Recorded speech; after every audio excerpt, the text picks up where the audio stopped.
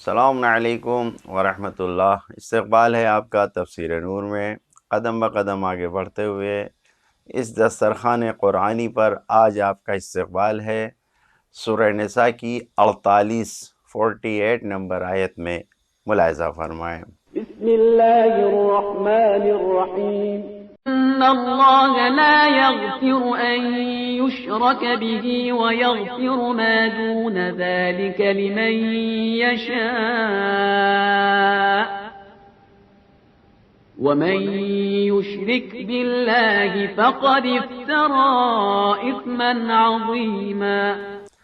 اللہ اس بات کو معاف نہیں کر سکتا کہ اس کا شریک قرار دیا جائے، اور اس کے علاوہ جس کو چاہے بخش سکتا ہے، اور جو بھی اس کا شریک بنائے گا اس نے بہت بڑا گناہ کیا ہے۔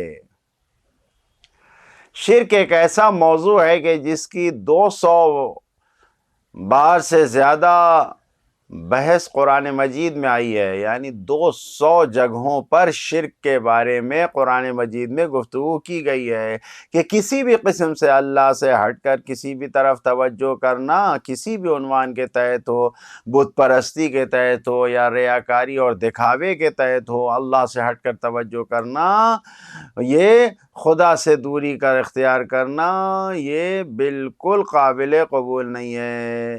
دنیا کی طرف جھکاؤ ہو جائے، مادہ پرستی کی طرف، میٹیریل پرستی کی طرف آ جائے انسان، یہ قابل قبول نہیں ہے۔ اس کی بہت بڑی زیادہ مذمت کی گئی ہے، شدت سے اسے ناپسند قرار دیا گیا ہے۔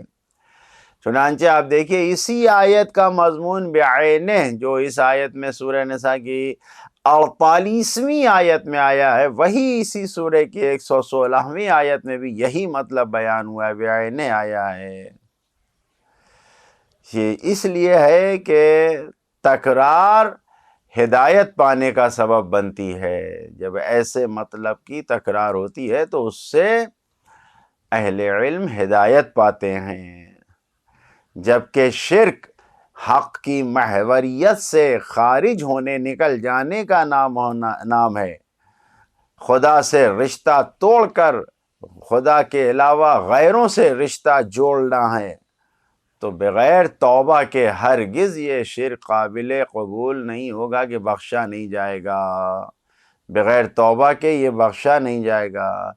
البتہ اگر مشرک اپنے شرک سے دستبردار ہو جائے اور حقیقت میں سچا توبہ کر لے تو خداوند عالم بھی بخش دیتا ہے۔ چنانچہ سورہ زمر کی 54ویں آیت میں آیا ہے، اللہ ہر گناہ کو بخش دیتا ہے، لہذا اس کی بارگاہ میں مایوس نہ ہو، بلکہ اس کی بارگاہ میں توبہ کرو۔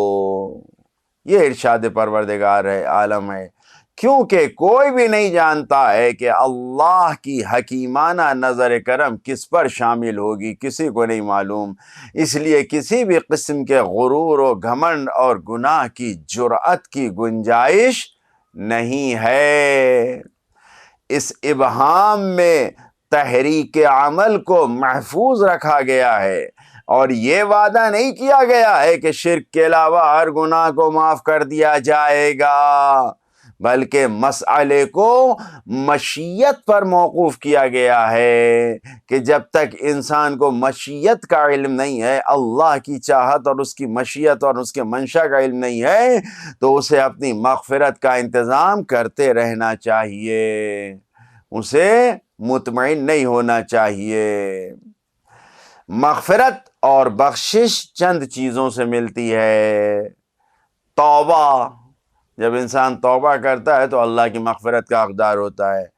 حسنات، نیکیاں انجام دینا، نیک کام کرنا، نیکیاں، گناہ کبیرہ سے دور رہنا۔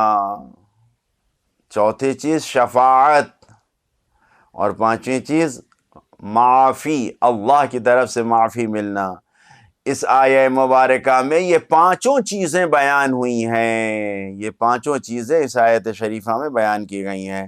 فرزند رسول حضرت امام صادق علیہ السلام ارشاد فرماتے ہیں، یغفر ما دون ذالک اس سے مراد گناہ کبیرہ اور دوسرے گناہ ہیں کہ اللہ اگر چاہے تو بغیر توبہ کے بھی بخش سکتا ہے، معاف کر سکتا ہے۔ مشیت الہی درکار ہے۔